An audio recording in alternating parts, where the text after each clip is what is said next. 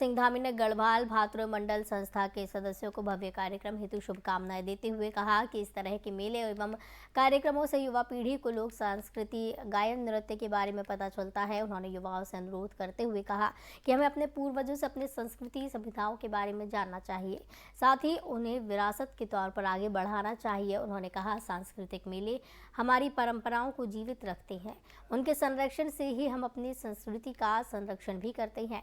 उन्होंने कहा कि इस बार पूरे राज्य में गास त्योहार बड़ी धूमधाम से मनाया गया। ऐसे में प्रयासों से निश्चित रूप से हमारी संस्कृति पीढ़ी दर पीढ़ी हस्तांतरित होगी। इस अवसर पर विधायक विनोद चमोली, सुंदरलाल सेमवाल, जयपाल सिंह, डॉक्टर कमल घनशाला एवं अन्य लोग मौजूद रहे।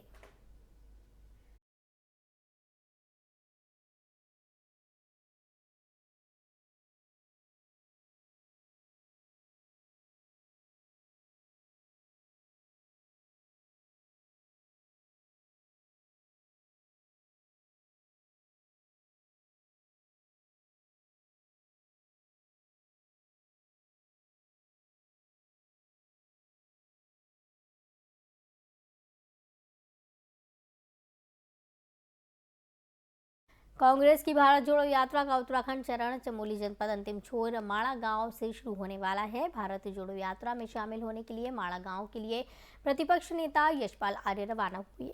थराली में रविवार उनका कांग्रेस कार्यकर्ताओं ने जोरदार स्वागत किया। यशपाल आर्य ने थराली में कांग्रेस कार्यकर्ताओं से भी मुलाकात की। वहीं कांग्रेस कार्यकर्ताओं ने थराली के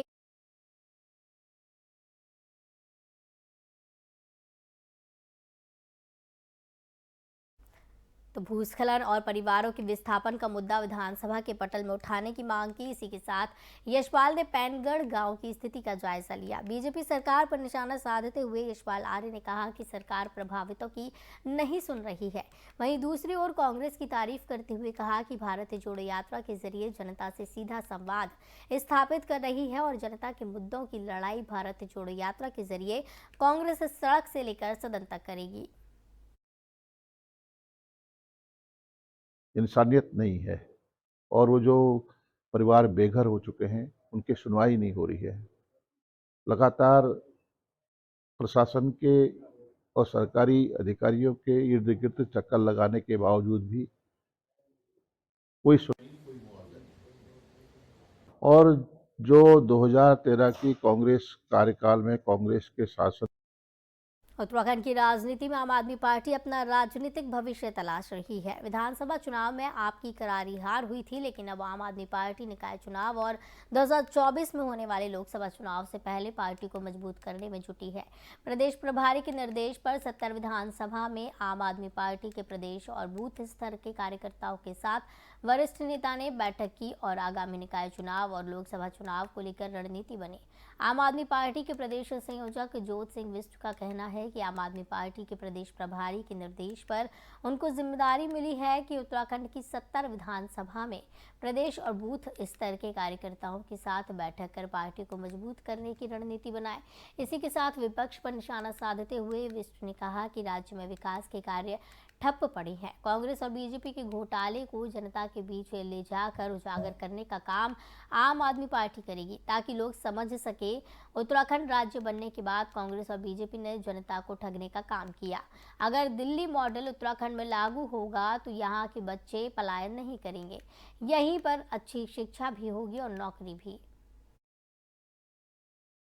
जो प्रदेश प्रभारी माननीय दिनेश मोहनिया जी हैं, उनके निर्देश पर पूरे प्रदेश की 70 विधानसभाओं में हम लोगों को जिम्मेदारी मिली है। हम विधानसभा के अंतर्गत जाकर के विधानसभा में जो आम आदमी पार्टी के साथी हैं, चाहे वो प्रदेश स्तर के पदाधिकारी हैं, चाहे वो बूथ का कार्यकर्ता है, उन सब के बीच में बैठ करके उनसे बातचीत करके संगठन के विस्तार की जो हमारी पहली कवायद है वो किस स्तर तक पहुंची। हमने वार्ड कमेटियां बना दी या हम बूथ पर काम कर रहे हैं। एक तो ये देखना है कि संगठन के विस्तार का काम कितना पूरा, लेकिन उसके साथ जो दूसरा महत्वपूर्ण काम है, जो 2023 के नवंबर में संभावित निकाय चुनाव है, उस निकाय चुनाव के लिए पार्टी की उत्तराखंड में आज यानी 7 नवंबर से कांग्रेस की भारत जोड़ो यात्रा का आगाज हो चुका है, जहां बद्रीनाथ में एकत्रित होकर कांग्रेस के सभी वरिष्ठ नेताओं ने यात्रा का शुभारंभ किया।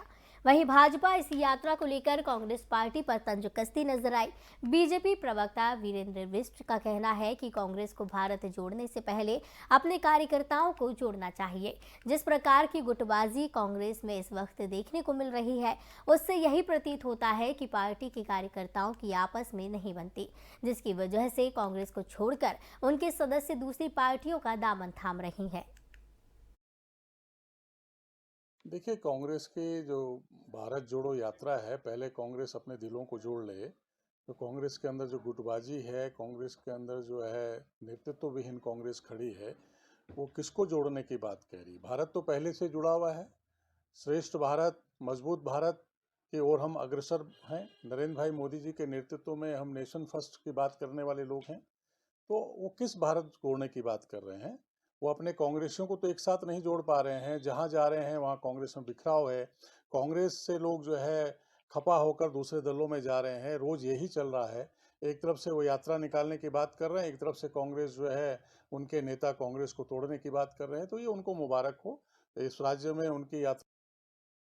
उत्तराखंड में आज मौसम सामान्य बना हुआ है और कहीं धूप खिली है तो कहीं पर हल्के बादल छाए हैं, तो कहीं कई इलाकों में दिन की शुरुआत हल्के कोहरे के साथ हुई। वहीं बदलते मौसम ने अब प्रदेश में ठंड बढ़ा दी है। सुबह और शाम मैदान से पहाड़ तक ठिठुरन होने लगी है। उधर मौसम वैज्ञानिकों ने राज्य के पर्वतीय और मैदानी इलाकों में मौसम के मिजाज बदलने की संभावना जताई।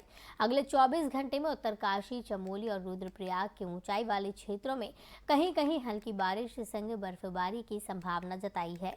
मौसम विज्ञान केंद्र के निदेशक विक्रम सिंह के मुताबिक उत्तरकाशी, चमोली और रुद्रप्रयाग जिलों में 3,500 मीटर से अधिक ऊंचाई वाले इलाकों में 24 घंटे में हल्की बारिश के संग बर्फबारी की संभावना है। यदि पर्वतीय इलाकों में बारिश होने के साथ ही बर्फबारी होती है तो इसका असर ऊंचाई वाले इलाकों के साथ ही मैदानी इलाकों में भी ठंड के रूप में देखने को मिलेगा।